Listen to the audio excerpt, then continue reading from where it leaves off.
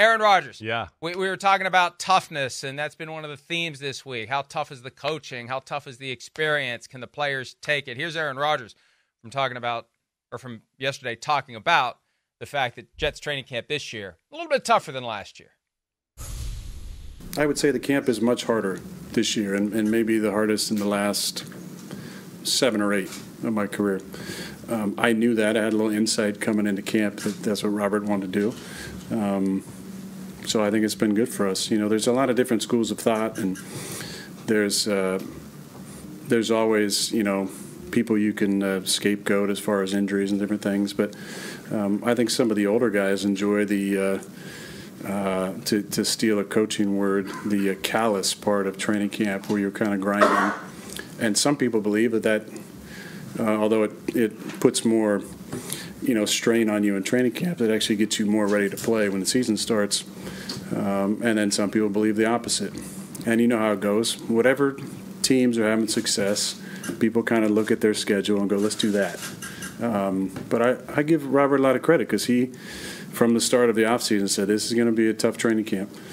And I think it's been a lot of reps for the ones. He told me the other day we were somewhere in the neighborhood of 300 more reps, I think, at this point in camp than last year. And it feels like it, but it's good. I think it's going to allow us to maybe be a little more ready. That's the Jim Harbaugh word, the callus, and we talk about that all the time, the balance between keeping your players healthy and having them ready to go for when it's full contact, tackle to the ground, intense, rough and tumble football, far different than what we see in training camp nowadays. Are your guys really ready to go? I was going to make the joke until he said that Saleh made it clear to them from the start of the offseason program. I was going to say that, yeah, Saleh decided to make training camp tough because the starting quarterback decided to skip mandatory minicamp. So I guess we need to work harder. Right. I guess he's not challenged enough. He doesn't feel compelled to be here. We'll make up for lost time. But I think that's smart. Get your guys ready. Have them in peak physical condition, the right mindset to go out there and attack from the get-go. What the Chiefs are doing. Chiefs don't have easy training camp. Andy Reid works the hell out of those guys, and he's got them ready to go when week 1 rolls around. Yeah, I think, you know, work ethic, being toughened, calloused, whatever, it does go a long way in football, right? As far as being able to handle mental toughness, the physical grind of the year.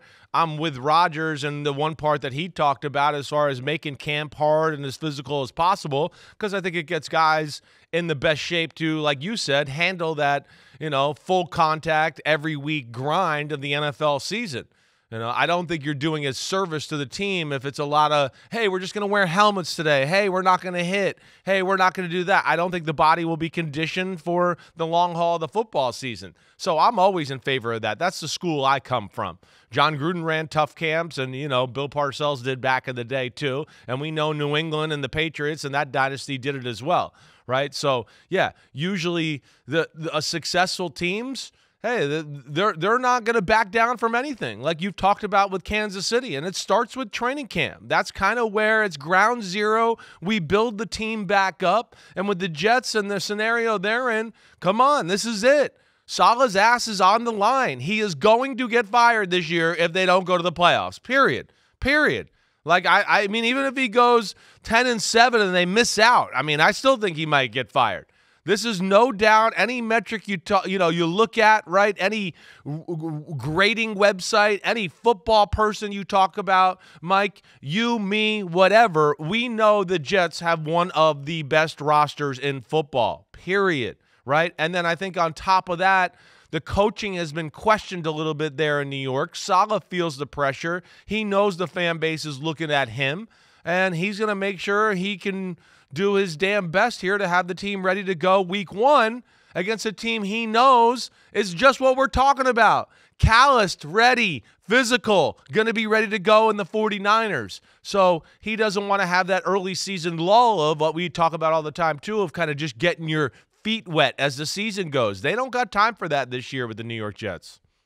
3 games, 10 days apart. Yeah. Sometimes people will quibble with me. It's really 11 days. The first game is September 9. The third game is September 19. 19 minus 9 is 10.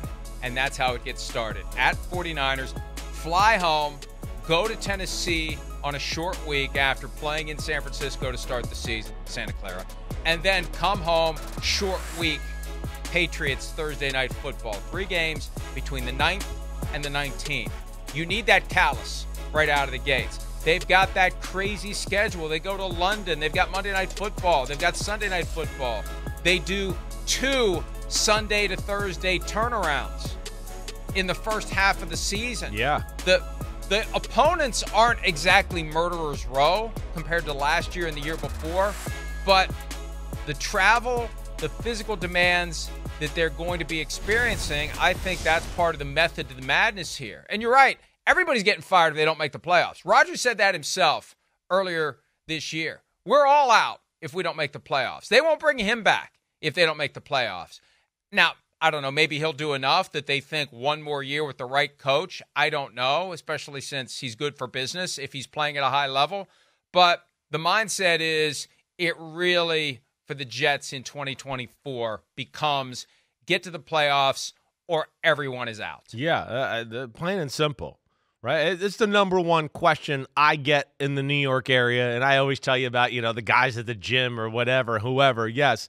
But even just in the New York area in general, I think people are most curious about the Jets because of the things we're talking about, right? Everybody is hearing from, people like you and me, and, hey, people are educated fans as it is this day and age. They look at it and go, wait, this team looks damn good. And I keep hearing, idiots like Simms on TV and whoever else going, wow, the Jets roster is loaded. They got everything you need there. So because of that, it is a little bit of, hey, how good do you think the Jets are going to be? And then it's the next thing is, well, damn, your team's really talented. I mean, you got one of the best rosters in football. And then the very next thing after that, 9 times out of 10 up here is, yeah, but do you think Saleh's good enough to do it? Do you think Saleh's a good enough coach to get them into the playoffs? So Saleh realizes what's going on. This is a dream job for him. He realizes this might be the last chance. And all the things you explained, he's getting them in shape not only because, they lost a lot of physical close games last year where the coaching or maybe the mentality could have been a little tougher or better, and he doesn't want to see that happen again. The schedule that you mentioned this year. And, hey, like you said, too, as compared to most years, there's no excuses this year if they don't start off good. I don't give a damn about the schedule. The one thing I can look at about their schedule right here, right now, and I can look at it and go, through the first 8 weeks of the year, they are the more talented team on the football field except for week 1 against the 49ers, which I don't think it's far off. It's close.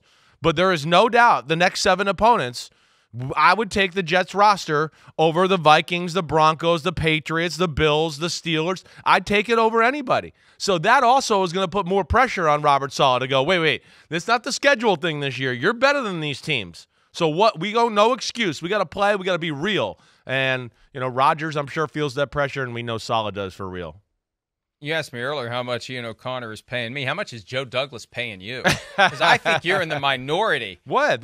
And I don't think that the Jets – because my caveat for the Jets is if everybody stays healthy. Yeah, sure. I get you. Bring in Mike Williams, highly talented, coming off a torn ACL. Yeah. You bring in Tyron Smith, highly talented, fringe Hall of Famer, coming off of back issues and just not the kind of durability and availability that you need. Rodgers, 4 snaps of meaningful football since January of 2023 and is going to be thrown in that 3 games in 10, not 11 days fire to start the season. That's where the rubber's going to meet the road here. On paper, looks great. On the field, looks like we need another stretcher. Well, that's my concern. Well, that'd be part of why they got to work and do what they got to do too, right? Yeah, they got to be ready to play ball. But, Mike, I don't know. Garrett Wilson has superstar qualities. Rodgers is definitely top half of football. They might have the best running back room in all of football. I mean, they're stacked there. The O-line, it's a question. And you're right. If it stays healthy, right, then you go, okay, it's a good group. It's certainly going to be better than what it's been. There's no doubt. But at the other side of the ball, the defensive line, if it's not the best defensive line, it's top 3 in football. The linebacker duo, if it's not, top 2 or 3, it's top 5. And then the secondary, by any metric you look at, a lot of people would tell you go to PFF, whatever, they're going to tell you it's the top secondary in the game. So because of that, yeah, I look at this Oh, wait, and go, so you embrace that when you agree with it? well, no. Is that how it works? There's other things, and I know I don't, and I embrace a lot of things that I agree with, and I push back when I don't agree with it. I know, I'm just But yes, I don't think that's crazy, and I don't think anybody or a lot of people in football would go, hey, this is definitely in the category of a top 5 roster. I don't think I was crazy to say that, okay? All right, Mr. Ian O'Connor, payroll. There's a lot guy of great over there. teams. hey, Mr. Joe Douglas, payroll and free tickets to games for life. There's a lot of great teams in the AFC. Yes, We've there been is. through this exercise recently. Yes, there is. There's one lingering point that I want to raise from what we heard from Aaron Rodgers. Right. And I don't know. I never know what he's really saying because he has a way of saying things without saying them. But when he was talking about the school of thought that supports the notion of having a callus, he made the kind of gratuitous, some people disagree with that. I don't know why he does that. I don't know why he does that. I don't know why. Is that him hedging in the event it doesn't work? He reserves the right to say, oh, by the way, I'm one of those people that believes it doesn't work. I listen, when we sat there and watch it, right, and I'm going, why bring up there's this thought. Just support just be your all coach. In. Be all support in your with coach it. And go, hey, my coach thinks this, and you know what? I think he's right. And we've seen a lot of teams that have done it this way, and that's what we're doing this year. I don't understand that either. Now, he's cool because he's trying to have a little conversation and be open-minded, I think, a little bit that way. But I don't know if it's the best thing. I guess. Or seem that way. Not be that way, but make people think he's that way. Maybe you're right. Maybe that's what he's doing, and it's deeper than that. But, yes, I would like my quarterback not to do that and just be like, buy in, drink the Kool-Aid. This is what we're doing. Tell everybody why and why you support it and go from there. Yeah, I certainly wanted the same thing, Mike. Well, because think about the impact that has on the other players. Yeah, right. Well, you saw, some people think this does, he's beating the hell out of us this year. I don't like it. It hurts. Why are we doing this? Oh, they're trying to put a callus on us so we're ready to go week 1. Okay. Well, wait, Aaron said some people don't think that works. Well, maybe I'm one of those people. Maybe, are we doing the wrong thing here? No, you need to believe when you're in that boat and you are rowing as hard as you can that everyone is in unison rowing. That's how it flows better. That's how you get to the destination. If you got guys wondering, why are we rowing this way, it's going to screw everything up. So beyond the fact that it's not good for Rodgers to think that himself, he's the leader. So others are going to think that too if he says it out loud. Yeah, I don't disagree, or at least question and go, wait, how are other teams doing it? Yeah. What are they doing? What did you do when you talked about those easy training camps? What were they like, right? They don't got time for that thought. And, you just want to support your coach and, hey, he knows best, and let's do what we got to do. And this is a team that it's feeling the pressure from everything, whether it's Saleh. Hopefully Rodgers is feeling the pressure. This is a big year for his legacy. There's no doubt about it. People are going to look at this and remember this, especially with how much he talks and makes State of the Union and some of the offseason stuff and all of that. The Jets, 23 years without playoffs, something like that. I mean, there is a big spotlight on the whole organization from the owner down this year.